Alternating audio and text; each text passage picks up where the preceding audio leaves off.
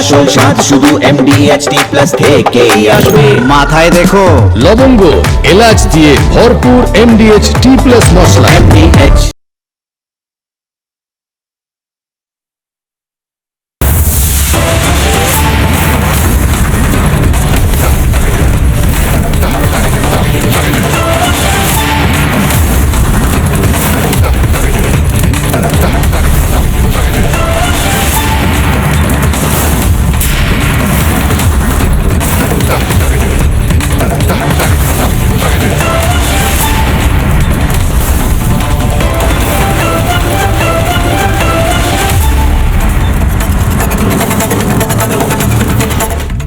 নমস্কার, আমি ময়ূক রঞ্জন ঘোষ। তৃণমূলের একটা অংশ, মানে ভালো তৃণমূল যারা সেজেছে, তারা ভাবছে যে তাদের নিস্তার পেয়ে গেছে তারা, অর্থাৎ তাদেরকে কেউ জেলে পুরবে না, তাদেরকে কেউ ডিম থেরাপি দেবে না, তাদেরকে কেউ প্রশ্ন করবে না, ভাই তোমার খাটের তলার যে টাকাগুলো সেগুলো কোন দেশে পাঠালে, সুইজারল্যান্ড, মালয়েশিয়া, দুবাই, কোথায় পাঠালে। ভালো তৃণমূল হওয়ার কম্পিটিশন এই মুহূর্তে শুরু হয়েছে, কিন্তু আসার বিষয় যেটা, ভালো বিষয় যেটা, সেটা হলো শুভেন্দু অধিকারী এই ভালো তৃণমূল বা বাজে তৃণমূল দেখে পুলিশ মন্ত্রী হিসেবে কাজটা করছে না। শুভেন্দু অধিকারীর পায়ে ডাইভ মারার জন্য কাউন্সিলররা রেডি হয়ে আছে। আমি দেখছিলাম যোগা দিবসের দিন শামস ইকবাল যেভাবে প্রণাম করছিল শুভেন্দু অধিকারীকে, ওরে বাপ রে বাপ, শুভেন্দু অধিকারীকে প্রণাম করেও নিস্তার পেল না শামস ইকবাল, গ্রেপ্তার হতে হলো। ঠিক সেরকম ভাবে কালকে যদি শ্যামাপ্রসাদ মুখার্জির জন্মদিবসে অভিষেক বন্দ্যোপাধ্যায় বড় মালা নিয়ে এসেও শ্যামাপ্রসাদ মুখার্জির এই উদযাপন সেই উদযাপনের অংশ হয়, যদি সে বলে যে আমি তো রাষ্ট্রবাদী, আমাকে বিজেপি নিলেও নিতে পারে, আমি ভালো তৃণমূল, তারপরেও অভিষেক বন্দ্যোপাধ্যায়ের নিস্তার নেই। অভিষেক বন্দ্যোপাধ্যায় কোনোদিন পাবলিক পালস কাকে বলে সেটা বোঝেনি, সেটা জানেনি। এখন অভিষেক বন্দ্যোপাধ্যায় মিডিয়া থেকেই দূরে থাকতে চাইছে, বিশেষ করে রিপাবলিক বাংলা থেকে দূরে থাকতে চাইছে। আমরা স্তম্ভিত হয়ে গেলাম। অভিষেক বন্দ্যোপাধ্যায়, আমি জানি না অভিষেক বন্দ্যোপাধ্যায় মাওবাদী নেতা কিনা, কিন্তু অভিষেক বন্দ্যোপাধ্যায় নিজের প্রাইভেসি এতটাই পছন্দ করে, বা অভিষেক বন্দ্যোপাধ্যায় এতটাই রিপাবলিক বাংলাকে এড়িয়ে চলতে চায়, গোটা বাড়িতে আয়রন শিট লাগিয়ে দিয়েছে। প্রথমে শান্তিনিকেতনের বাড়ি, তারপর মমতা বন্দ্যোপাধ্যায়ের বাড়ি, এবার কলুটোলার বা পটুয়াপাড়ার যে বাড়ি, সেই বাড়িতেও আয়রন শিট লাগিয়ে দেওয়া হয়েছে। আমাদের প্রতিনিধি সৈকত একটি প্রতিবেদন তুলে ধরেছে, সেই প্রতিবেদনটা দেখুন এবং তারপর বাকি কথায় আসবো। এবারে অভিষেক বন্দ্যোপাধ্যায়ের বাড়ির সামনে বসছে ভিউ কাটার। এই গেটটি লোহার যে শিট বা অ্যালুমিনিয়ামের যে শিট, সেই শিট দিয়ে পুরোটা ঢেকে দেওয়া হবে। এর আগে মমতা বন্দ্যোপাধ্যায়ের বাড়িতেও বসেছিল ভিউ কাটার। ইতিমধ্যে 3 থেকে 4 জন কর্মী তারা কাজ করছেন। অভিষেক বন্দ্যোপাধ্যায়ের বাড়ির যে গেট, সেই মেন গেটের একটা দিকে ইতিমধ্যেই ব্লক করে দেওয়া হয়েছে এই ভিউ কাটার বা শিট দিয়ে। অন্য দিকের যে গেটের অন্য পোর্শন যেগুলো রয়েছে সেগুলো তারা মাপযোগ নিচ্ছেন, যারা কর্মী রয়েছেন তারা মাপযোগ নিচ্ছেন, অর্থাৎ সেই জায়গাগুলো ব্লক করে দেওয়া হবে। রিপাবলিক বাংলার তরফ থেকে অভিষেক বন্দ্যোপাধ্যায়কে আমরা বিভিন্ন সময় একাধিকবার চোখে চোখ রেখে প্রশ্ন করেছি। সেই প্রশ্নের মুখে কার্যত দিশাহারা অভিষেক বন্দ্যোপাধ্যায়। এবারে তার বাড়ির সামনে বসানো হচ্ছে ভিউ কাটার। বাইরে থেকে আর কোনো ধরনের কোনো গতিবিধি আর দেখা যাবে না। সমস্ত গেট পুরোটাই একেবারে ব্লক করে দেওয়া হচ্ছে। কোনোভাবেই এই লোহার গেটের ওপারে কি চলছে সেটা আর দেখা যাবে না। অবশেষে দেওয়া হচ্ছে ভিউ কাটার। স্বাভাবিকভাবে প্রশ্ন উঠছে, কি লুকোতে চাইছেন অভিষেক বন্দ্যোপাধ্যায়। ভিডিও জার্নালিস্ট রাজশেখর দাসের সঙ্গে সৈকত, রিপাবলিক বাংলা, কলকাতা। আমাদের প্রতিনিধি বলছে কি লুকাতে চাইছেন অভিষেক বন্দ্যোপাধ্যায়। আমি তো বলছি অভিষেক বন্দ্যোপাধ্যায় নিজে লুকাতে চাইছেন। অভিষেক বন্দ্যোপাধ্যায়ের লুকানোর কিছু নেই, অভিষেক বন্দ্যোপাধ্যায়ের মুখটা লুকানোর আছে। অভিষেক বন্দ্যোপাধ্যায়ের জন্য দল গেল, অভিষেক বন্দ্যোপাধ্যায়ের জন্য এমপি গেল, এমএলএ গেল, কাউন্সিলর গেল, অভিষেক বন্দ্যোপাধ্যায়ের জন্য লোগো গেল, প্রতীক গেল, পার্টি ফান্ডটা অভিষেক বন্দ্যোপাধ্যায়ের জন্য গেল। এখন অভিষেক বন্দ্যোপাধ্যায়ের যদি সাধারণ মানুষের সাথে চোখাচোখি হয়, অভিষেক বন্দ্যোপাধ্যায় মাথা নিচু করে পাশে দিয়ে বেরিয়ে যাওয়া ছাড়া কোনো অপশন নেই। এরপরে কিছুদিন পরে দেখবেন অভিষেক বন্দ্যোপাধ্যায় মাস্ক ব্যবহার করেছে। ওই সায়নী ঘোষ সায়নী ঘোষ টুপি আর মাস্ক পরে যেভাবে এয়ারপোর্ট দিয়ে বেরোচ্ছিল না, মনে আছে সেই দৃশ্যটা? আর কয়েকদিনের মধ্যে অভিষেক বন্দ্যোপাধ্যায়ের সেই অবস্থাটা হবে, মাস্ক পরে টুপি পরে হয়তো বাজার করতে যেতে হবে, যদি বাজার করে অভিষেক বন্দ্যোপাধ্যায়। কারণ অভিষেক বন্দ্যোপাধ্যায় মুখ দেখানোর মতন জায়গায় নেই। অভিষেক বন্দ্যোপাধ্যায় এতটা ঘৃণিত এখন মানুষের চোখে, সাধারণ মানুষের চোখে অভিষেক বন্দ্যোপাধ্যায় এতটা ছোট হয়ে গেছে। অভিষেক বন্দ্যোপাধ্যায় বাড়িতে এই শিল্ড লাগানোর পেছনে এক এবং একমাত্র কারণ হচ্ছে যাতে করে সাধারণ মানুষ অভিষেক বন্দ্যোপাধ্যায়ের মুখটা না দেখতে পারে। এটা জনস্বার্থে প্রচারিত, জনস্বার্থে এই শিলটা লাগাচ্ছে অভিষেক বন্দ্যোপাধ্যায় নিজে। অভিষেক বন্দ্যোপাধ্যায়কে দেখলে সাধারণ মানুষের হয়তো এবার দিনটা খারাপ যাবে, এরকম অভিষেক বন্দ্যোপাধ্যায় হয়তো মনে করছে। আরেকটা জিনিস হতে পারে, অভিষেক বন্দ্যোপাধ্যায় বুঝতে পারছে অভিষেক বন্দ্যোপাধ্যায় একটা বাঘবন্দি খেলা চলছে, চারদিক দিয়ে অভিষেক বন্দ্যোপাধ্যায়কে ঘিরে ফেলা হচ্ছে। অভিষেক বন্দ্যোপাধ্যায় ভালো তৃণমূল, বেস্ট তৃণমূল, বেটার তৃণমূল যাই হোক না কেন, অভিষেক বন্দ্যোপাধ্যায় এই চারদিক দিয়ে যে অভিষেক বন্দ্যোপাধ্যায়কে ঘিরে ফেলা হচ্ছে, আজ না হয় কাল না হয় পরশু অভিষেক বন্দ্যোপাধ্যায় গ্রেপ্তার হবে, এটা অভিষেক বন্দ্যোপাধ্যায় নিজে জানে, ভাইপো নিজে জানে যে পিসি গ্রেপ্তারির আগে ভাইপোর গ্রেপ্তারি অবশ্যম্ভাবী, এবং যখন গ্রেপ্তারটা হবে, যেদিন জেলে ঢুকবে সেদিন বেরোনোর কোনো অপশন থাকবে না। অর্থাৎ জাস্ট ঢুকলাম, দুদিনের মাথায় বেল পেয়ে গেলাম, এরকম কোনো অপশন বোধহয় থাকবে না। হয়তো ক্যাচ ক্যাচ খেলা হবে, মানে ইডি একবার কেসটা নিল, সিবিআই একবার কেসটা নিল, রাজ্য পুলিশ একবার কেসটা নিল, এসটিএফ একবার কেসটা নিল, সিআইডি একবার কেসটা নিল, এরকম হয়তো লোপ্পা বল ক্যাচ ক্যাচ খেলার মতন জায়গা তৈরি হবে। এবং এটা অভিষেক বন্দ্যোপাধ্যায় জেনে অভিষেক বন্দ্যোপাধ্যায় টাইম নিচ্ছে, অভিষেক বন্দ্যোপাধ্যায় বারবার চেষ্টা করছে বিদেশে চলে যাওয়ার। আমার তো মনে হয় বিদেশে পালিয়ে যাওয়ার একটা রুটও অভিষেক বন্দ্যোপাধ্যায় খোঁজার চেষ্টা করছে, বা অভিষেক বন্দ্যোপাধ্যায়ের নিশ্চয়ই কোনো প্ল্যান আছে। শুধু চোখের চিকিৎসার জন্য অভিষেক বন্দ্যোপাধ্যায় বিদেশে যাচ্ছে, এটা বোধহয় হজম হচ্ছে না সাধারণ মানুষের।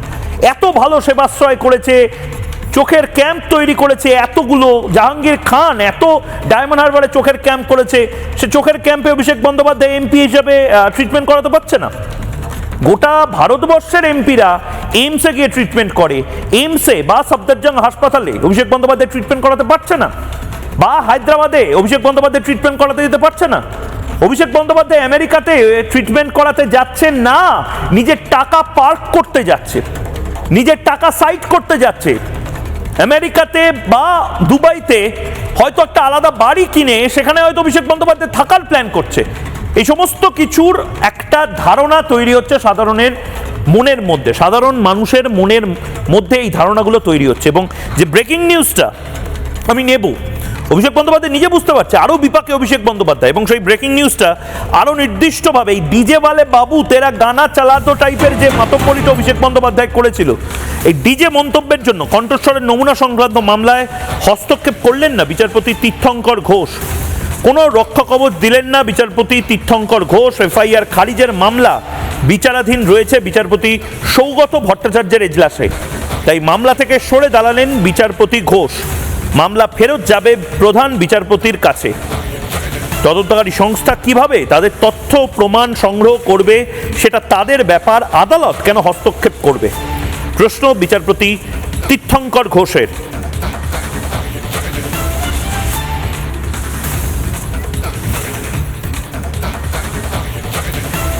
কোন মামলায় অভিষেক বন্দ্যোপাধ্যায় এবার ফেসে যাচ্ছে? অভিষেক বন্দ্যোপাধ্যায়ের বিরুদ্ধে বিভিন্ন মামলা রয়েছে, অভিষেক বন্দ্যোপাধ্যায়ের বিরুদ্ধে বিভিন্ন এফআইআর লঞ্চ করা হচ্ছে। আবার অন্যদিকে কেন্দ্রীয় সংস্থা নিয়োগ দুর্নীতি, শিক্ষক নিয়োগ দুর্নীতিতে অভিষেক বন্দ্যোপাধ্যায়ের বিরুদ্ধে অলরেডি ইনভেস্টিগেশন শুরু করছে।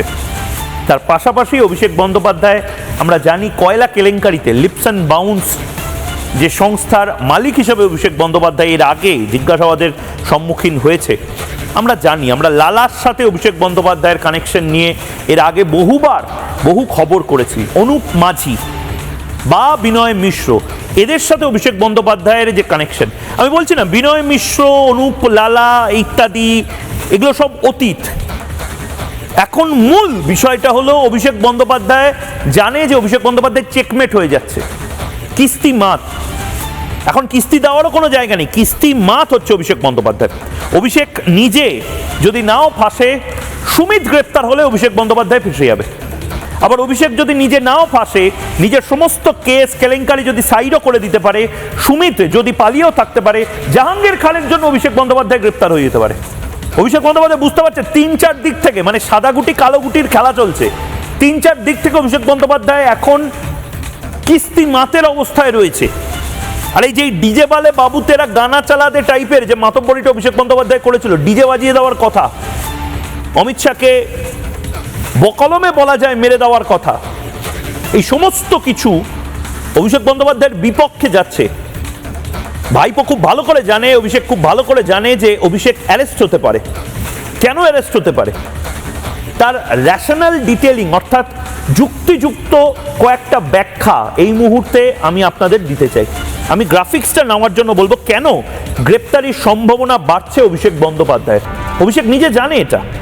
কলকাতা হাইকোর্টের দেওয়া শর্ত লঙ্ঘনের অভিযোগ উঠছে বারবার অভিষেক বন্দ্যোপাধ্যায়ের বিরুদ্ধে, তদন্তে সহযোগিতা না করার অভিযোগ উঠছে, পুলিশের নোটিশ অমান্য করার অভিযোগ উঠছে, নির্ধারিত সময় জিজ্ঞাসাবাদে হাজির না হওয়ার অভিযোগ উঠছে, আদালতে দেওয়া রক্ষা কবচের শর্ত ভাঙার অভিযোগ উঠছে, শর্ত ভঙ্গের ভিত্তিতে রক্ষা কবচ প্রত্যাহারের আবেদন করতে পারে পুলিশ।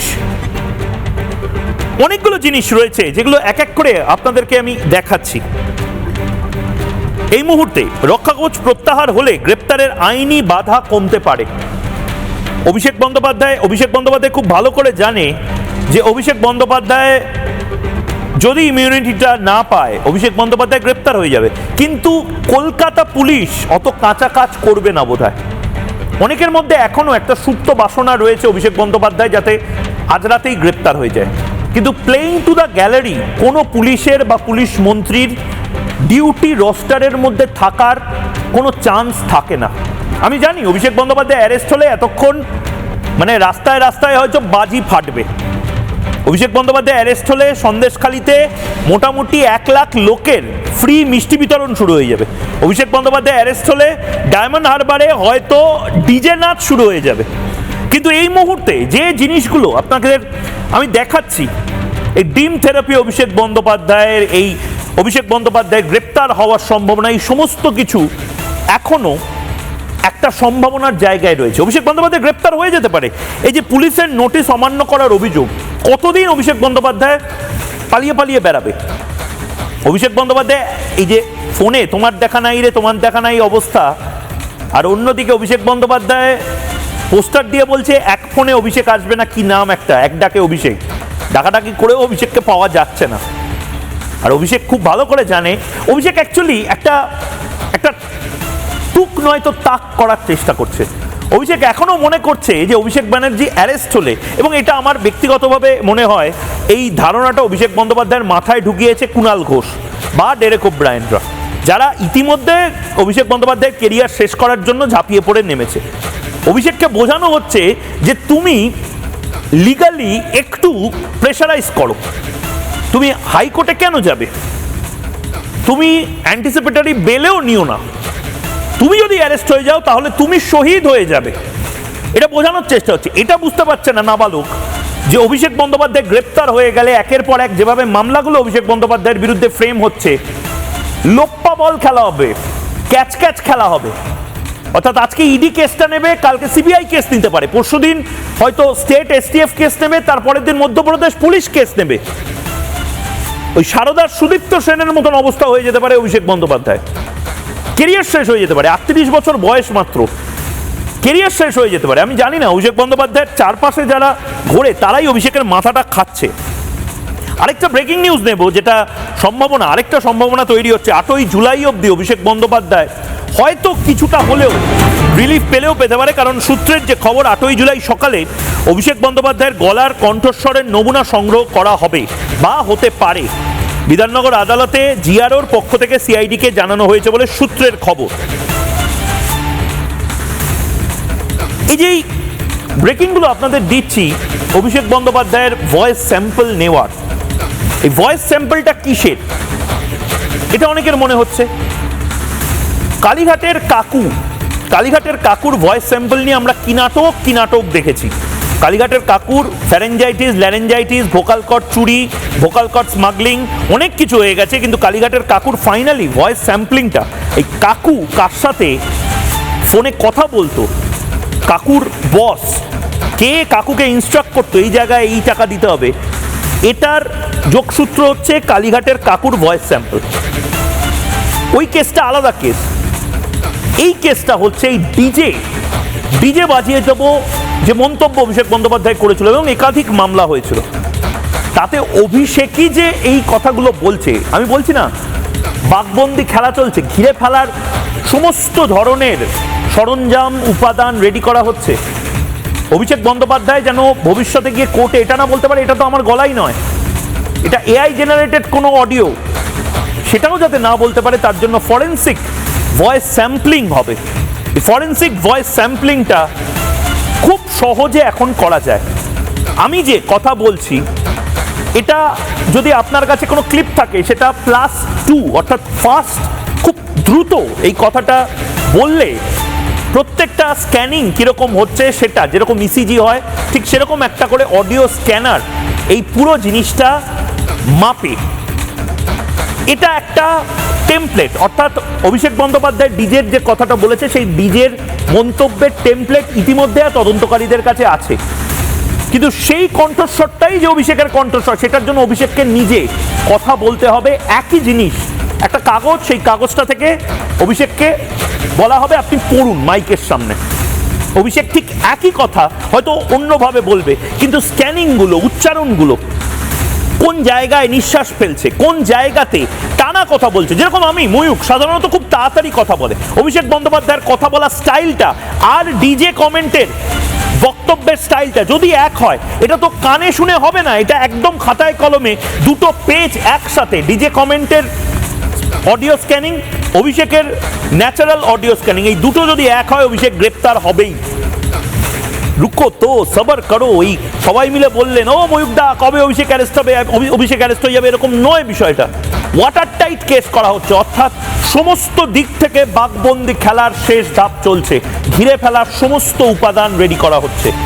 অভিষেক Bandyopadhyay audio sampling, audio test যদি করা হয় তাহলে কিরকম হতে পারে, কি পদ্ধতিতে এই স্ক্যানিংটা হয়, একবার আপনাদের একটা রিপ্রেজেন্টেটিভ টেমপ্লেট দেখাচ্ছি। অভিষেকের অডিওটা চলবে এবং কি বলেছিল সেইটার স্ক্যানিংটা যদি রেকর্ড করা হয় তাহলে কিরকম লাগতে পারে আপনাদের স্ক্রিনে। আর আজকে 27, কালকে 28, পরশু 29, দুদিন। আমি খালি আরামবাগবাসীকে বলবো ভোটটা এমন ভাবে দেবেন 4 তারিখের পর যেন বিজেপির পতাকা ধরার লোক এই আরামবাগে না থাকে। আর 4 তারিখ মমতা বন্দ্যোপাধ্যায় যতই উদার হোক, আরামবাগের স্টিয়ারিং আমার হাতে থাকবে। ডিজে তো বাজবেই, এমন জোরে বাজবে কান ঝালাফালা করে দেবো। মমতা ব্যানার্জি বদলা নয় বদল চাই বলেছিল, মমতা বন্দ্যোপাধ্যায়ের এটা ভুল। অর্থাৎ এই বাইকটা আপনারা শুনলেন, এই স্ক্যানিংটাও আমি সাইডে চালানোর জন্য বলবো। এই যে এই 4 তারিখ সুর করে যে ভাইপো বলছে, ভাইপো বেসিক্যালি ভীতু বলে লাস্ট মোমেন্টে ভাইপোর যারা আইনজীবী তারা হয়তো বলতে পারে না না ধর্মাবতার এটা তো অভিষেক বলেইনি। এই সম্ভাবনাও যাতে না থাকে অভিষেকের অডিও টেস্ট করাটা খুব জরুরি, ভয়েস স্যাম্পল নেওয়াটা খুব জরুরি। অভিষেক হয়তো বলে দেবে যে এটা এআই জেনারেট করে করা হয়েছে, অভিষেক হয়তো বলে দেবে এটা কেটে কেটে কেটে কেটে বসানো হয়েছে, আমি ডিজে বলিনি, আমি ভিজে বলেছি, আমি হয়তো গান গেয়েছি, ডিজে বলে বাবু মেরা গানা চালা দো, আমি বলতেই পারি না। অমিত শাহকে তো আমি খুব রেসপেক্ট করি, এখন যে কম্পিটিশন শুরু হয়েছে না ভালো তৃণমূল হওয়ার, মাঝে মধ্যে বিষম খাচ্ছে অনেক পুরনো রাষ্ট্রবাদী, অনেক স্বয়ংসেবক, যে ওরে বাবা এ ছোটবেলা থেকে রাষ্ট্রবাদী ছিল, এই ছোটবেলা থেকে মানে অটল বিহারী বাজপেয়ীর থেকেও বড় বিজেপি এখন অনেকে হয়ে যাচ্ছে অভিষেক বন্দ্যোপাধ্যায়ের চারপাশে যারা ঘোরাঘুরি করে। আরেকটা স্যাম্পল দেখুন, আরেকটা টেমপ্লেট দেখুন, এবং সেই টেমপ্লেটটা দেখার পর বুঝবেন কেন এই ভয়েস স্যাম্পলটা অত্যন্ত গুরুত্বপূর্ণ এবং এটা দিতেই হবে অভিষেককে। তুমি আমেরিকা যাও বা হনলুলু যাও বা বিনয় মিশ্রের সাথে ওই ভানাতুয়া না কিতুয়া কাকাতুয়া ওখানে গিয়ে বসে থাকো, তোমাকে এনে ওই ভয়েস স্যাম্পল দিয়ে জেলে পুড়তে হবে, টাইম লাগবে কিন্তু হবে। দেখুন, আর আজকে 27, কালকে 28, পরশু 29, দুদিন। আমি খালি আরামবাগবাসীকে বলবো ভোটটা এমন ভাবে দেবেন 4 তারিখের পর যেন বিজেপির পতাকা ধরার লোক এই আরামবাগে না থাকে। আর 4 তারিখ মমতা বন্দ্যোপাধ্যায় যতই উদার হোক, আরামবাগের স্টিয়ারিং আমার হাতে থাকবে। ডিজে তো বাজবেই, এমন জোরে বাজবে কান ঝালাফালা করে দেবো। মমতা ব্যানার্জি বদলা নয় বদল চাই বলেছিল, মমতা বন্দ্যোপাধ্যায়ের এটা ভুল। যারা এই মুহূর্তে রয়েছেন তাদের সাথে একটু আলোচনা করে নেওয়া যাক। ডক্টর শতরূপা এই মুহূর্তে রয়েছেন বিজেপি মুখপাত্র, অরিন্দম ভট্টাচার্য অধ্যাপক রয়েছেন, ঝন্টু বড়াইক রয়েছেন অধ্যাপক, নবনীতা চ্যাটার্জি রয়েছেন আইনজীবী। আমি অরিন্দম দার কাছে শুরুতে যাচ্ছি। অরিন্দম দা, ভয়েস স্যাম্পল কতটা গুরুত্বপূর্ণ এই মামলাগুলোতে? কারণ অভিষেক বন্দ্যোপাধ্যায়ের মতন হাই প্রোফাইল মানে চোর বা হাই প্রোফাইল এরকম ওই রূপকি রানী চোরকা রাজার মতন একটা খলিফা, তাকে বাগে আনতে গেলে ওয়াটার টাইট কেস দিতে হবে, সেটা কি সম্ভব? আমাদের ময়ূক দুটো জিনিস আমাদের ফরেন্সিকে পড়তে হয়। একটার নাম বলা হয় যেটা দিয়ে খুব সহজেই ধরা যায়, আগে লোকে গানের কপি করতো, হেমন্ত কণ্ঠী, কিশোর কণ্ঠী, হ্যাঁ এরকম করে হেমন্ত মুখোপাধ্যায়কে আমরা ধরে ফেলতে পারতাম কে কণ্ঠী। এখন অনেক ভালো ডিএনএ অডিও ফরেন্সিক ডিভাইস যাকে বলা হয় এএফডি, এবং আরেকটা আছে যেটা খুব আরও ইন্টারেস্টিং, সেটা হচ্ছে AI driven audio identity app. এগুলো আমাদের ফরেন্সিক ডিপার্টমেন্টের কাছে খুব পরিষ্কার করে থাকে, এগুলো আমাদের বিভিন্ন রকম জায়গায়। সুতরাং গলার কণ্ঠস্বর দিয়ে কাকু থেকে কাকুর মালিক সবাইকেই খুঁজে পাওয়া যাবে। এবং মুশকিলটা হচ্ছে যে ব্যক্তিকে নিয়ে আলোচনা করছো সেকে আমি ব্যক্তি বলেই মনে করি না, স্বাভাবিকভাবেই আমরা তাকে মনে করি না যে ভাগ্য ভালো আমাদের ডেমোক্রেসিটা ডেমোক্রেসির জায়গায় আছে, ডিম টিম ছুটছে, বোম পাথর ছুটছে না। আমি যদিও বলছি খুব সভ্যতার লক্ষণ না, কিন্তু মানুষের তো ক্ষোভটাকে করতে হবে। আসলে এই গুন্ডামি, এই তোলাবাজির জন্য ইউপি বিহার খুব বিখ্যাত ছিল, পশ্চিমবঙ্গ ঠিক এতটা বিখ্যাত ছিল না। এখানে কতগুলো এই নীতিশ কুমার এবং আদিত্যনাথ যোগী কতগুলো আইন এনেছিলেন, যেগুলো কালকে কিছুদিন আগেই দেখেছেন যে আমাদের বিধানসভায় পাশ হলো গুন্ডা দমন অ্যাক্ট। এরকম অ্যাক্ট ছিল gangster act, public property vandalism act, political threat act. এই political threat act Nitish Kumar চালু করেছিলেন, পরে আদিত্যনাথ যোগী চালু করে। এই যে ডিজে বাজাবো, দেখাবো, জোরে জোরে বাজাবো, এই জন্যই আজকে বিহার ইউপিতে কোনো গুন্ডামি নেই, শুল অপহরণ গঙ্গা জলের মতো সিনেমা আর হবে না। কারণ এটাকেই বলে সোশ্যাল ইঞ্জিনিয়ারিং। এইসব পলিটিক্যাল থ্রেট হতো, শাহাবুদ্দিন দিত, কতগুলো নাম বলছি, আতিক আহমেদ, আবু সিদ্দিকি, শাহাবুদ্দিন, লল্লন সিং, সতীশ শেরপাল, জন পেনার, বিকাশ দুবে, মনোজ সিং, নাহিদ খান, এরা উত্তরপ্রদেশ বিহার জুড়ে মাফিয়া রাজ কন্ট্রোল করতো সমাজবাদী পার্টি আর রাষ্ট্রীয় জনতা দলের হয়ে। এরা এখন সব জেলের ভেতরে। পলিটিক্যাল থ্রেট দিত এই গ্রামকে, যেটা একটা অশান্তি নিকেতন থেকে একজন থ্রেট দেওয়া প্র্যাকটিস করেছিলেন। এবং ওনাকে মনে রাখতে হবে এই সম্পত্তিগুলো যে নতুন এনেছেন এই নতুন বিজেপির সরকার বা নতুন সরকার, তাতে কিন্তু ওদের প্রাণভোমরা লুকিয়ে আছে। কারণ এই যে স্টেশন ভেঙে দেবো, শাহজাহানকে দিয়ে গুন্ডামি করাবো, জাহাঙ্গীরকে নামিয়ে দেবো, সপ্ততার এইটা হচ্ছে তার শেখ অভির সেনা, এগুলোকে বলি শেখ অভি। হ্যাঁ, শেখ অভির সেনা। মনে রাখবেন এই দিন শেষ হয়ে গেছে। যারা যত ধ্বংস করেছে, যত তোলাবাজি করেছে, তার বাড়ি বিক্রি করে, এই অ্যাক্টে আমাদের বলা আছে পশ্চিমবঙ্গে, আমরা সেই টাকা সিজ করে মানুষের হাতে বিলিয়ে দেবো। সমস্ত গুন্ডামি খতম হবে। আমি বিশ্বাস করি সরকার এরকম প্রচুর গ্রেপ্তার করবেন। আর গ্রেপ্তার করার দরকার কি, বাড়ির মধ্যে তো লুকিয়ে আছেন কাউন্সিলর, পঞ্চায়েত প্রধান থেকে এমএলএ এমপি, কেউ দিল্লিতে ঘোরাঘুরি করছেন, কেউ সিকিমে, কেউ মালয়েশিয়ায়, কেউ অস্ট্রেলিয়ায়।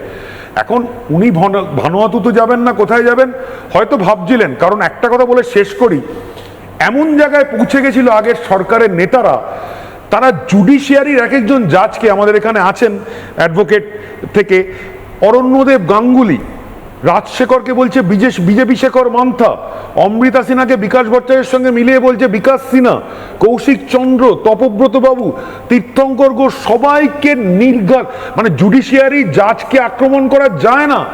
বিমান বসু পর্যন্ত অপমানিত হয়েছেন লালা বাংলা ছেড়ে পালা বলে। আজকে এই জায়গায় চলে গেছে, মানুষ টানুষ তো ছেড়ে দাও, হাইকোর্ট সুপ্রিম কোর্টকে চ্যালেঞ্জ করতেন তারা, যাকে বলি জুডিশিয়ারি তৃতীয় স্তম্ভ, তোমরা সাংবাদিকতা চতুর্থ স্তম্ভ। ওনারা কোনো স্তম্ভ মানতেন না, ওদের স্তম্ভ ছিল তোলাবাজি, মস্তানি, গুন্ডাগিরি আর দুধেল গাই। ঠিক ঠিক। আমি শতরূপাদির কাছে যাব, কিন্তু শতরূপাদির কাছে যাওয়ার আগে দর্শকদেরকে বলবো, এটা দর্শকদের মধ্যেও আমার যারা দর্শক আছে তারাও আমাকে বারবার বলেছে যে ময়ূকদা মিষ্টির প্যাকেট নিয়ে বা ফুল নিয়ে এখন অনেক নব্য বিজেপি, মানে নব্য বিজেপি হওয়াতে কারোর কোনো প্রবলেম নেই। কারোর যদি মনে হয় হরগোবিন্দ দাস বা তার ছেলে চন্দন দাসের স্ত্রীর যদি মনে হয় যে আজকে আমাকে সিপিএম কিছুই দেয়নি, আমি বিজেপিটা করতেই পারে। কিন্তু যারা অত্যাচার করেছে এত দিন ধরে, 4 তারিখের আগে বা 4 তারিখ সকাল 9টা অবধিও যারা অত্যাচার করেছে, তারা হঠাৎ করে ভালো তৃণমূল হওয়ার লাইনে দাঁড়িয়ে পড়ছে, আর বিজেপি হওয়ার লাইনে তারা দাঁড়িয়ে পড়ছে। তারা ভেবেছিল এভাবে তারা বেঁচে যাবে। শতরূপাদিরাও জানেন চারপাশে এখন, মানে যে সময় দুধটা জাল দেওয়া হচ্ছিল তখন সবাই ঝাঁপিয়ে পড়ে শতরূপাদি বিষ মেশানোর জন্য রেডি ছিল যাতে করে দুধটা কেটে যায়। এখন যখন ক্ষীরটা দেখতে পাচ্ছে যে দুধ থেকে ক্ষীর বেরোচ্ছে, মালাই বেরোচ্ছে, তখন কিছুজন বলছে আরে আমি তো অটল বিহারী বাজপেয়ীর আগে থেকে বিজেপিটা করি, আমি খুব একটা বেশি সামনে আসতাম না। এই সেকশনের মধ্যে অভিষেক বন্দ্যোপাধ্যায় হয়তো চলে আসতে পারে, কিন্তু আশার আলো কি দেখতে পাবে সাধারণ মানুষ যে এই সেকশনে অভিষেক বন্দ্যোপাধ্যায় চলে এসে যদি বলে যে আমিও আসলে মনে মনে বিজেপি ছিলাম, তাহলেও অভিষেককে জেলে পাঠাতে হবে। এই চ্যালেঞ্জটা এবার বিজেপি সরকারকে নিতে হবে। শতরূপাদি পারবে? ময়ূক, তুমি ঠিক বলেছো। আজকে সকালেও আমার কাছে একজন এসেছিল, সে আমাকে ইতিহাস শোনাচ্ছিল যে সে কতদিন ধরে বিজেপি করে। বললাম ভাই আমি 1986-এর মেম্বার, তোমাকে আমি কোনোদিনও চোখে দেখিনি, তোমার কথা শুনিনি, তো ইন বিটুইন তুমি কি করছিলে? তখন বেরোলো আস্তে আস্তে যে অমুক পার্টি, তারপরে অমুক পার্টি ইত্যাদি ডিটেলস আমি যেতে চাই না। আমি বললাম এক্ষুনি তৎক্ষণাৎ পত্রপাঠ বিদায় হোক। আমি কোনো রকম কোনো কথা বাড়াইনি তার সঙ্গে। এবং শুধু আমি নয়, এন্টায়ার আমাদের অর্গানাইজেশন ঠায় দাঁড়িয়ে আছি আমরা প্র্যাকটিক্যালি দরওয়ান বসিয়ে, যে কেউ মানে চাইলেই হঠাৎ মানে 4 তারিখে আগে তাদের হদিশ পেতাম না, হদিশ পেতাম টিভিতে, তাদের দেখতে পেতাম কোথায় কে আছে কি করেছে। তুমি বিষের কথা বললে, দুধ জাল দেবার সময় লেবু নিয়ে দাঁড়িয়ে থাকতো যে যাতে লেবু দিলে দুধ কেটে যায় এবং সেই ছানা খাবার মতনও থাকে না, সেই রকম লোকজন ইনক্লুডিং মানে স্পেশালি অভিষেক ব্যানার্জি আর মতন অসংখ্য লোকজন ছিল। আমি একটা অন্য কথায় আসছি। আজকে সকাল থেকে শুনছি অভিষেক নাকি আবার একটা নতুন স্কিম তৈরি করেছে। তুমি তো অনেকগুলোর কথা বললে, আমি শুনলাম আজকে নাকি কি এক ডাকে অভিষেক নাকি এ ধরনের কিছু একটা করেছে। তা আমি ভাবছি এই ছেলেটা কতটা মূর্খ হতে পারে। মানে আমার এরকম ব্যক্তিগতভাবে আরেকজন আছে যাকে আমি একদম মানে অভিষেকের সঙ্গে ভীষণ সাদৃশ্য পাই, তো সে যতটা মূর্খ নাকি অভিষেক আরও মূর্খ আমি ঠিক বুঝে উঠতে পারি না। তাকে ডাকবার জন্য মানে এক ডাকে অভিষেক, সেটা 58 দিন পরে মনে হলো যে ডাকলে ভালো হয়, তাহলে একটু অভিষেকের ইম্পর্টেন্সটা যদি বাড়ে। চলে যাচ্ছে, বেড়ে যাচ্ছে, কি এক একজন কারা সব বলছে ঋত তৃণমূল, ধৃত তৃণমূল, মৃত তৃণমূল, বিস্তৃত তৃণমূল, এসব অনেক ধরনের তৃণমূলের এখন আমরা মানে টিভিতে দেখছি। আমি জানি না, আমার সঙ্গে ব্যক্তিগত কারোর পরিচয় নেই। তো এই 58 দিনের পর কেন তার হঠাৎ বোধোদয় হলো? তার কারণ তাকে ডাকবার, অভিষেককে ডাকবার লোকের লাইন পড়ে গেছে। অভিষেককে ডাকবার লোকের লাইন মানে কে? আগে সিআইডি, সিবিআই, ইডি, হয়তো এনআইএ, সাধারণ পুলিশও এখন মনে হচ্ছে দেখলে 2-4 খানা ডান্ডা দেবে। ডিমের কথা তো অরিন্দম বললই। আমি আরেকটা বলছি, তুমি যেরকম বললে না খুব সুন্দর, তোমার অনেক কথাগুলোর মধ্যে আমি এক একটা কথা খুব মানে পছন্দ করি বেশি, সেটা হচ্ছে বাঘবন্দি খেলার শেষ ধাপ। সত্যি সত্যি বাঘবন্দি খেলার কিন্তু এবার শেষ ধাপ। অনেক হয়েছে, অনেক হয়েছে। এবার আমরা শুধু তুমি যে বলছো না যে আমাদের প্রতি চ্যালেঞ্জ, এটা আমাদের চ্যালেঞ্জ নয়, এটা আমাদের কর্তব্য। যে মানুষ আমাদের এই রকম 2/3 মেজরিটি দিয়ে পাঠিয়েছে, থাম্পিং মেজরিটি নিয়ে আমাদের এত অসংখ্য বিধায়ক পাঠিয়েছে, আমাদের তাদের প্রতি দায়বদ্ধতা যে যারা যারা মমতা ব্যানার্জি, অভিষেক ব্যানার্জি থেকে যে কজন লোক এই সাধারণ মানুষের ওপর অত্যাচার করেছিল। তুমি আরও আরেকটা কথা বললে, একদম ওয়াটার টাইট কেস তৈরি করা হয়েছে এক একজনের ওপর। এমন এমন কেস তৈরি করা হয়েছে, এটা আমাদের কোনো ফিকটিশিয়াস কেস নয়, এটা আমরা সাধারণ মানুষের কাছ থেকে, বিভিন্ন এনকোয়ারি এজেন্সির কাছ থেকে যথেষ্ট এভিডেন্স ধরা পড়ছে।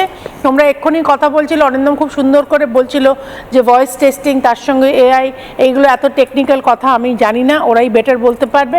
কিন্তু প্রত্যেকটার এভিডেন্স সাজিয়ে, এবং সবচেয়ে বড় কথা হচ্ছে এটা কিন্তু আমরা কেউ করছি না, মানে আমাদের মাননীয় মুখ্যমন্ত্রী নির্দেশ দিয়েছে every এনকোয়ারিং agency has a free hand, তারা তাদের মতন কাজ করতে পারবে। তাদের সিদ্ধারা আমরা সযত্নে গিফট করে ফেরত দিয়ে দিয়েছি যে তোমরা সিদ্ধারা ব্যবহার করো, মানুষের সেবা করো, এবং মানুষকে যারা অত্যাচার করেছে তাদের একটার পর একটা ধরো। সেজন্য চ্যালেঞ্জ আমাদের নয়, এটা আমাদের কর্তব্য, আমরা এটা করতেই ব্রতী মানুষের কাছে। ঠিক ঠিক, আমি একবার একটু থামাচ্ছি। আমি ঝন্টু বড়াইকে এবং নবনীতার কাছে যাওয়ার আগে একটা ব্রেকিং নিউজ নিতে চাই। দেখুন, কেন এই সরকারকে কেন সাধারণ মানুষ বা রাষ্ট্রবাদীরা একটু একটু করে ভালোবাসতে শুরু করছে। এই সরকার একদম করে গিয়ে, একদম পিন পয়েন্ট করে জেহাদি মডিউলগুলোকে ভাঙার চেষ্টা করছে। এটা বললে হয়তো আপনাদের খারাপ লাগতে পারে, কিন্তু এই অপরূপা পোদ্দার বা আফরিন আলী, যে নামেই আপনি ডাকুন না কেন, একটা হিন্দু মেয়ে, সে নিজের নাম বদল করে আফরিন আলী হয়েছিল। আবার যখন এমপি হবে, সে SC seat, schedule caste seat থেকে দাঁড়াবে, তখন আবার সে অপরূপা পোদ্দার নামটা ব্যবহার করছিল। এবার এই যে মডিউলটা তৈরি হয়েছিল, অনেকে তখন বলেছিল না না, এটা একটা ভদ্র মহিলাকে টার্গেট করার জন্য এগুলো করা হচ্ছে, অনেকে চুপ করে গেছিল। কিন্তু আজ বোঝা গেল এই অপরূপা পোদ্দারের সঙ্গে জেহাদি মডিউলের সম্পর্ক রয়েছে তার বরের সূত্রে। তার বরকে এনআইএ গ্রেপ্তার করেছে। রিশরাতের রামনবমীতে যে হামলাটা চালিয়েছিল এই অপরূপা পোদ্দারের স্বামী সাকির আলী, তার একটা পেছনে কারণ ছিল জেহাদি মডিউল তৈরি করে আতঙ্ক তৈরি করা রিশরাতে। আরে রিশরাতে রামনবমী হবে না তো কোথায় হবে? হুগলি জেলাতে হবে না? এখন যে ব্রেকিং নিউজটা, সেটা আরো চমকে দেওয়া। এটা তৃণমূল আমলে, ভাবুন, প্রাক্তন এমপির বাড়ি থেকে যদি এটা পাওয়া যায়, আর কতগুলো বাড়ি থেকে এরকম বন্দুকের কার্ট্রিজ উদ্ধার হতে পারে। অপরূপার স্বামীর বাড়িতে সার্চ করে কার্তুজ উদ্ধার হলো, তল্লাশি চালিয়ে কার্তুজ উদ্ধার করলো এনআইএ। গোটা বাড়ি রেড করা হচ্ছে, গোটা বাড়ি সার্চ করা হয়েছে। সাকির আলীর বাড়ি থেকে 20 রাউন্ড কার্তুজ বা কার্ট্রিজ উদ্ধার করলো এনআইএ। প্রাক্তন সাংসদের স্বামীর বাড়িতে মিলল এই কার্ট্রিজ, অর্থাৎ কার্ট্রিজ আছে মানে সেখানে বন্দুক আছে, অত্যাধুনিক অস্ত্র রয়েছে। এগুলো নর্মালাইজ করে দিয়েছিল তৃণমূল কংগ্রেস। তৃণমূল কংগ্রেস জেহাদি মডিউলটাকে নর্মালাইজ করে দিয়েছিল। তৃণমূল কংগ্রেস হয়তো জেহাদিদেরকে ভারতের পার্লামেন্টে পাঠিয়েছিল, এবং এই সমস্ত কিছু নর্মালাইজ করার পেছনে যে ছিল, তার নাম মমতা বন্দ্যোপাধ্যায় এবং অভিষেক বন্দ্যোপাধ্যায়। তারা গ্রেপ্তার হতেই হবে। মাননীয় পুলিশ মন্ত্রী শুভেন্দু অধিকারী, তিনি নিজেও হয়তো জবাব চায় বাংলা দেখছেন, মানুষের রাগ তিনি নিজে বুঝতে পারছেন হয়তো। কিন্তু আমিও ঝন্টু বড়াই এটা নিশ্চয়ই বলবো না যে 100% ভোট অভিষেক বন্দ্যোপাধ্যায়কে গ্রেপ্তারির পক্ষে রয়েছে বলে পুলিশ মন্ত্রী এক্ষুনি প্লেইং টু দ্য গ্যালারি করে হয়তো বলবেন না না এক্ষুনি অ্যারেস্ট করে দাও। পুলিশ মন্ত্রী সেটা করতে পারেন না, বা ডিজি সেটা করতে পারে না, কিন্তু অ্যারেস্ট তো এদের হতে হবেই। ঝন্টু বড়াই, দেখো, একটা ছোট্ট দিয়ে শুরু করি। সাহিত্যিক জ্যোতির্ময় গঙ্গোপাধ্যায় লিখছেন, তলব করো জলের স্থলে, চোখের জলে, নাকের জলে। এই যে নাকের জলে, চোখের জলে তলব হচ্ছে না, এই তলবটা রাজধর্ম আবেগের ধর্ম এক নয়। তুমি গ্রেট ম্যান্ডেট নিয়ে এসছো, তাই বলে তড়িহড়ি তুমি এমন কিছু ভুল করো না যে তোমার অপরপন্থে বসে থাকা ইন্ডিয়া জোটের অন্যতম মুখ এবং সেফটি গার্ড বিকাশ রঞ্জন না তোমাকে ছোবলটা মেরে দেয়। তুমি গ্রেট ম্যান্ডেট নিয়েও তুমি নীলকণ্ঠ হতে পারো। ফলে শুভেন্দু অধিকারী জননেতা, মাননীয় শুভেন্দু অধিকারী সেটা ভালো করে বোঝেন, তিনি রাজধর্মটা বোঝেন। দ্বিতীয়, তুমি অভিষেকের কথা বলছো। অভিষেক 2009 সাল থেকে ওর এই লিপস অ্যান্ড বাউন্সের দুর্নীতি, ইডি যা বলেছে। 2009 সালে অভিষেকের বয়স কত ছিল? তুমি যা হিসাবটা বললে 37 না 38, আমি হিসাব করে দেখছিলাম ব্যাক ক্যালকুলেশনে ওর 18 বছর বয়স। একটি ছোকরা 18 বছর বয়স থেকে হাতে করে দিয়েছে চিটিংবাজির, তার থেকে তুমি আর কি আশা করতে পারো? এবার প্রশ্ন হলো, তোমার মনে আছে ময়ূক, তোমার চ্যানেলে আমরা দিনের পর দিন প্রোগ্রাম করেছি, যখন গোপাল দলপতি, বিভাস অধিকারী, তাপস মণ্ডল, কুন্তল ঘোষ, চন্দন মণ্ডল মানে সৎ রঞ্জন চাকরি চুরির দায়ে ধরা পড়েছিল এবং 4টি জেলার 36 জনকে একই দিনে ডেকেছিল হাইকোর্ট। তারা প্রত্যেকে প্রমাণ করেছিল যে মালদ্বীপ থেকে ভিয়েতনাম চাকরি চুরির টাকাটা সাইফুন হয়েছিল লিপস অ্যান্ড বাউন্সের মাধ্যমে, সেই অভিষেকের কোম্পানির মাধ্যমে, যেই অভিষেক নর্থ বেঙ্গলে ঘুরতে গেলেও দুবাই হয়ে যেতেন, নর্থ বেঙ্গলে ঘুরতে যেতেন, ভিজিট করতে যেতেন দুবাই হয়ে। বোঝো কত ইন্টারেস্ট। এবার প্রশ্ন হলো, এই যে কালীঘাটের কাকু তুমি তো দেখিয়েছিলে, বলছে না অভিষেককে ধরা যাচ্ছে না কেন, তোমরা কি খেলছো নাকি, মিডিয়া ট্রায়াল হচ্ছে। আমি বলছি ধরবেটা কি করে? তোমার মনে আছে কালীঘাটের কাকুর মালিক, কালীঘাটের কাকুর কোকিল কণ্ঠকে আমরা ট্রেস করতে পারিনি। 26শে অক্টোবর 2023 হাইকোর্ট বলেছিল তুমি ভয়েস স্যাম্পল দাও। যেদিন ভয়েস স্যাম্পল নেওয়ার ছিল সেদিন SSKM একটা নাটক হলো। MSVP ডক্টর পীযূষ কুমার রায়, তৃণমূলপন্থী ডাক্তার, তাকে ভর্তি নিয়ে বলল ভেরি ডেঞ্জারাস, উনি যদি ভয়েস স্যাম্পল দেয় লোকটি সম্পূর্ণ চলে যাবে, মরে যাবে। দেখো খেলা দেখো। দ্বিতীয়, কালীঘাটের কাকু ভয়েস স্যাম্পল না দিতে গিয়ে কোথায় ভর্তি হয়েছিল? উডবান পার্কে, উডবান ওয়ার্ডে, শিশুদের ইয়েতে। তুমি দেখিয়েছিলে, আমরা প্রোগ্রাম করেছিলাম। একটা জিনিস দেখে নাও, তৃণমূল নেতারা কত ডেঞ্জারাস, যে সারদা কাণ্ডে মদন মিত্র যখন অ্যারেস্ট হয়, মোট 324 দিন জেলে ছিল ময়ূক। সেই 324 দিনের মধ্যে সিবিআই, হেফাজত এবং জেল মিলে মাত্র 3 সপ্তাহ ছিল, বাকি SSKM এ ছিল। এ ছিল তৃণমূল। সেই কালীঘাটের কাকু, আমি কেন বলছি অভিষেক এটা নিজে করেনি, অভিষেক আজকে মৌলিক অধিকারের প্রশ্নে আমার ভয়েস স্যাম্পল নিতে চাইছে, হুজুর আমাকে বাঁচান। ভুলে গেছে গর্ধবটা যে আমাদের ভয়েস স্যাম্পলদের রিতেশ সিনহা বনাম উত্তরপ্রদেশের মামলায় স্পষ্টত মাননীয় সুপ্রিম কোর্ট একটা রায় দিয়েছিল, বলেছিল বিভাগীয় ম্যাজিস্ট্রেট যদি চাইলে রাইট এগেইনস্ট সেলফ ইনক্রিমেশন অর্থাৎ স্বদোষারোপ সুরক্ষার 20(3) নম্বর, ম্যাডাম ভুল হলে ধরে দেবেন, সেখানে বলা আছে ক্রিমিনালরা যদি ক্ষতি করে, চুরি করে, তাহলে তাদের কোনো মৌলিক অধিকার থাকে না, দিতে হবে। শুধু তাই নয়, 142 নম্বর ধারা প্রয়োগ করে বলা হয়েছে ম্যাজিস্ট্রেটের সামনে তাকে ভয়েস স্যাম্পল দিতে হবে। দ্বিতীয়, দেখো এই যে কালীঘাটের কাকু, অভিষেক, মমতা, তুমি বলছো না অ্যারেস্ট হতে হবে, নেক্সাসটা দেখে নাও। আমি কেন বলছি ট্রায়াঙ্গেল দুর্নীতি, তুমি কালীঘাটের কাকুর নাম তো শুনেছো। এই যে 2016 সালে বা নারদ সিং অপারেশনে ভদ্রলোককে দেখা গেছিল না, যে লোকটা 2011 পালা বদলের পরে মমতার হয়ে ভবানীপুরে গোছ প্রার্থী দাঁড়িয়েছিল, মনে আছে? অর্থাৎ যে মেইনস্ট্রিম পলিটিক্সে ড্যামি ক্যান্ডিডেট বসিয়ে ভোটটাকে কন্ট্রোল করার একটা ধারা রাজনীতিবিদরা করে, মমতা সেই যুগে করেছিল কালীঘাটের কাকু দিয়ে। যে কালীঘাটের কাকু লিপস অ্যান্ড বাউন্সের অন্যতম বদমাইশ, চিটিংবাজ, ফেরেববাজ, কি ম্যানেজার পার্সন। আর দাঁড়া 1 মিনিট, এই সেই কালীঘাটের কাকু যার দুর্নীতির সাথে যুক্ত হওয়া মানে মমতার প্রথম নির্বাচনে জয়, যেটা তিনি মুখ্যমন্ত্রী হয়েছিলেন রাজ্যের, সেটা জড়িয়ে যাওয়া। অর্থাৎ তুমি এবার মেলাও অভিষেক, মমতা, কালীঘাটের কাকু, সুজয় ভদ্র, এরা প্রত্যেক একটা ট্রায়াঙ্গেলের দুর্নীতির চক্র। আজকে অভিষেক যেটা করছে সেটাও মমতার মাথার খেলা। আজকে তিনি বিদেশে যেতে চাইছেন, যেভাবে মেনকা গম্ভীরকে, তার শালীকে অনেক প্রপার্টি দিয়ে বিদেশে পাঠিয়ে দিয়েছিল এই হাইকোর্টের নির্দেশের পরে, তিনি আর আসেননি। যেভাবে ওই যে কি একটা ভানু তুতুনা তুমি কি বললে, যেখানে তার পার্টনার যুব নেতা প্রচুর টাকা নিয়ে পালিয়ে গিয়েছিল আর আসেনি, একই ফর্মুলায় তিনিও যেতে চাইছেন। এটাই হচ্ছে মমতা, অভিষেক এবং এই সাহেব বিবি গোলাম বিমল মিত্রের এই নেক্সাস। একদম। আমি নবনীতার কাছে যাব, কিন্তু নবনীতার কাছে যাওয়ার আগে আমি একবার দর্শককে দেখাতে চাই। দেখুন, এমনি তো কারোর ওপর রাগ হয় না, ধরুন আপনার অনেকের ওপর রাগ হতে পারে, কিন্তু এই লেভেলের ঘৃণা, এই লেভেলের রাগ দেখলেই ডিম ছোড়ার ইচ্ছা করা, এগুলোর জন্য একটা শিল্পের প্রয়োজন। একটা শিল্প, একটা লাগাতার মানুষকে অত্যাচার করার একটা ন্যাকের প্রয়োজন হয়। শেখ শাহজাহান মমতা বন্দ্যোপাধ্যায়ের খুব কাছের ভাই ছিল। এই শেখ শাহজাহানরা যা যা করে এসেছে, 100 বছর ধরে ডিম খেলেও তাদের অত্যাচারের জন্য যে রাগটা বেরোনো, সেই রাগটা কম পড়বে।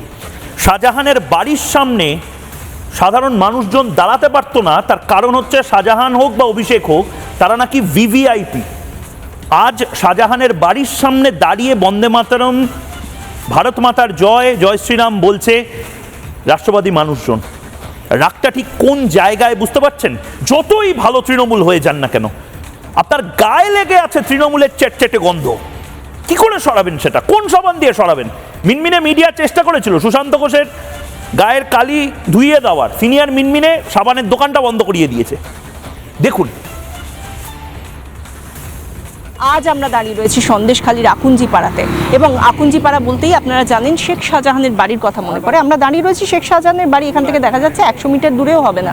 এই এতটা কাছে আমরা যেখানে দাঁড়িয়ে রয়েছি, এর আগে শেখ শাহজাহানের বাড়ির সামনে তার নিজের লোকজন ছাড়া বড় একটা কেউ দাঁড়ানোর কথা ভাবতেও পারতেন না। সন্দেশখালী ভূমিপুত্র হলেও নয়, মানে ও যা সন্ত্রাস চালিয়েছে, এখানে কেউ যদি দাঁড়িয়ে থাকতো বা কেউ গাড়ি নিয়ে যেত, আমাদের গাড়ি চলতো মিনিমাম 70-80 স্পিড, এখান থেকে গাড়ি নিয়ে বেরিয়ে যেতে হতো।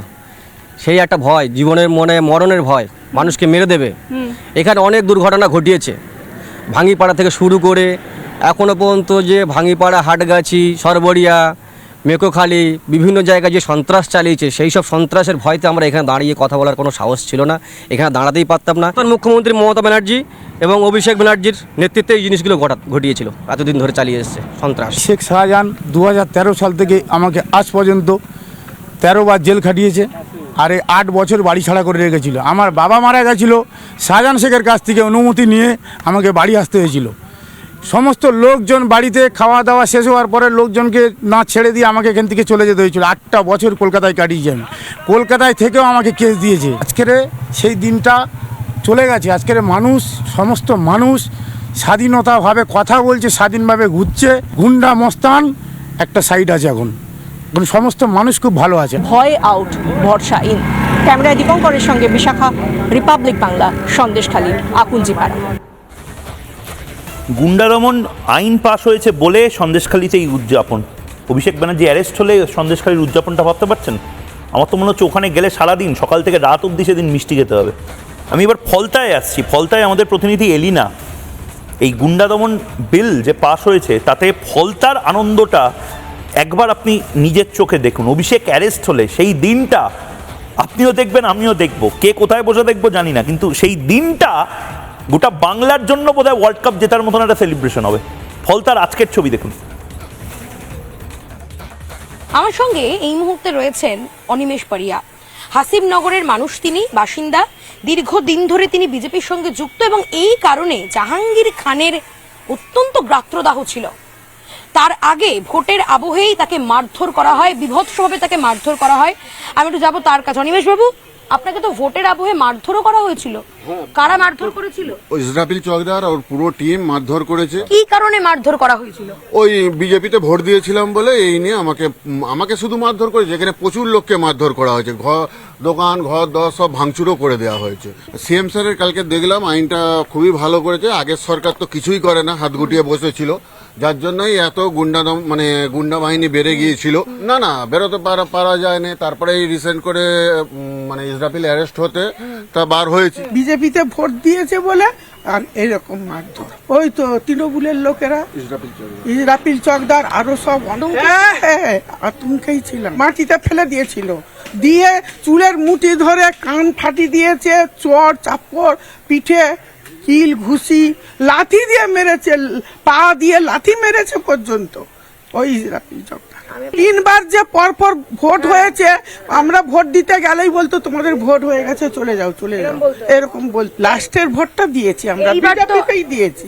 আমার ছেলে তো এখন ভালোই যেতে পারছে, বাচ্চা আনতে যাচ্ছে আসছে, আর কোনো ভয় নেই। নবনীতা, কি বলবেন? আমার খুব হাসি পাচ্ছে পুরো বিষয়টা দেখে। আমি আদালতের লিগ্যাল পার্টটাতে একটু ছোট্ট করে একটা কারেকশন করে দিই। সেটা হচ্ছে বিধাননগর থেকে অভিষেক ব্যানার্জিকে ডাকা হয় তার কণ্ঠ পরীক্ষার জন্য, সেই ডিজে বাজানোর বিষয়টা অ্যাকচুয়ালি তিনি বলেছিলেন কিনা। এই ডাকার কে চ্যালেঞ্জ করে, এই অর্ডারটাকে চ্যালেঞ্জ করে অভিষেক ব্যানার্জি আসেন হাইকোর্টে বিফোর অনারেবল জাস্টিস তীর্থঙ্কর ঘোষ, এবং এইটিকে বলেন তিনি যে আমি মেনে নিচ্ছি যে এই কথাটা আমিই বলেছি। রাদার অভিষেক ব্যানার্জি অ্যাডমিট করেছেন যে উনি এই কথাটা বলেছেন, সেই কারণেই এটার জন্য তিনি আপিল করেন, চ্যালেঞ্জ করে এই অর্ডারটাকে হাইকোর্টে আসেন, এসে বলেন যে আমি যখন মেনেই নিচ্ছি যে আমি বলেছি এই কথাটা, তাহলে তো ইনভেস্টিগেশনের কোনো প্রয়োজন নেই। বলে রাখি, বলা ভালো এখানে জানে যে ইনভেস্টিগেশনের প্রয়োজন তখনও আছে। খুন করার পর যদি বলে কেউ যে না আমি করেছি আর তারপরে ইনভেস্টিগেশনের প্রয়োজন রয়েছে, এটার জন্য তিনি হাইকোর্টে আসেন এবং অনারেবল জাস্টিস তীর্থঙ্কর ঘোষ ম্যাটারটাকে অলরেডি রিলিজ করে দেন। এই কারণে রিলিজ করে দেন কারণ অন্য একটি মামলা pending before honourable justice Saugata Bhattacharya.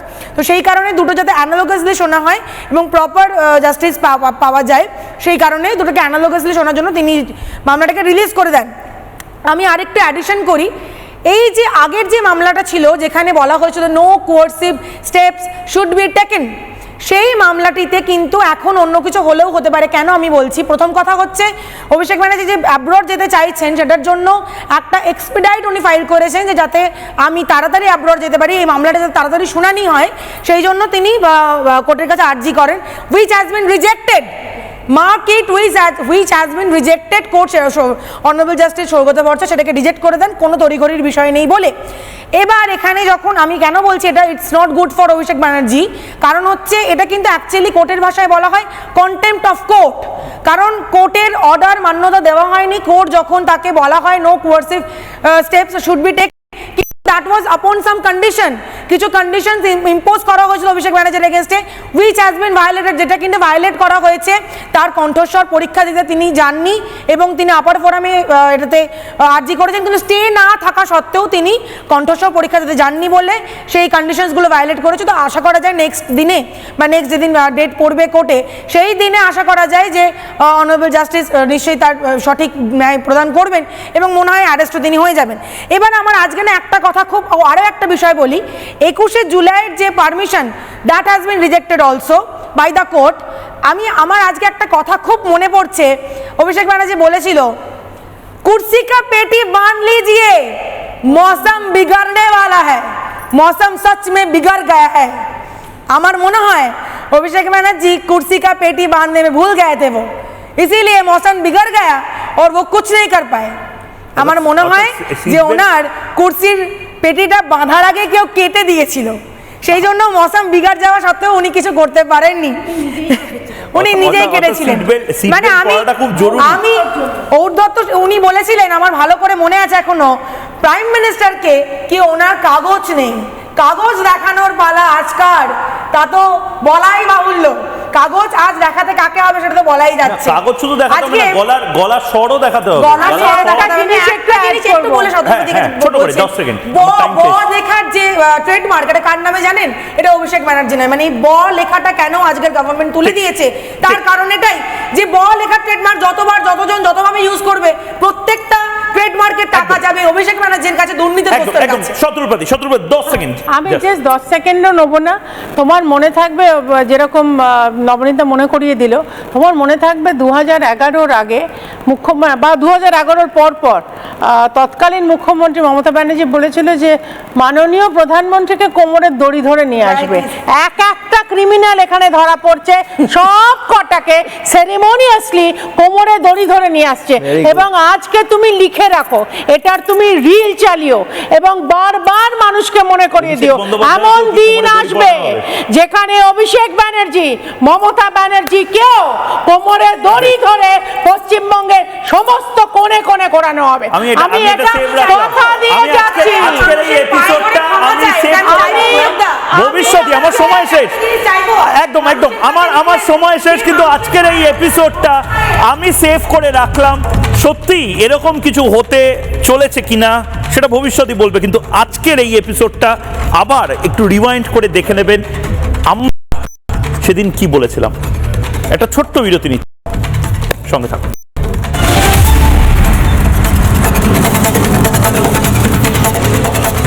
স্বাস্থ্য আর নিউট্রিশন পাবে, শরীরও স্ট্রং হবে, অল্প খেলেই পেট ভরে, ডাইজেশন ঠিক রাখে। MDH সোয়াটিন, আসল প্রোটিন।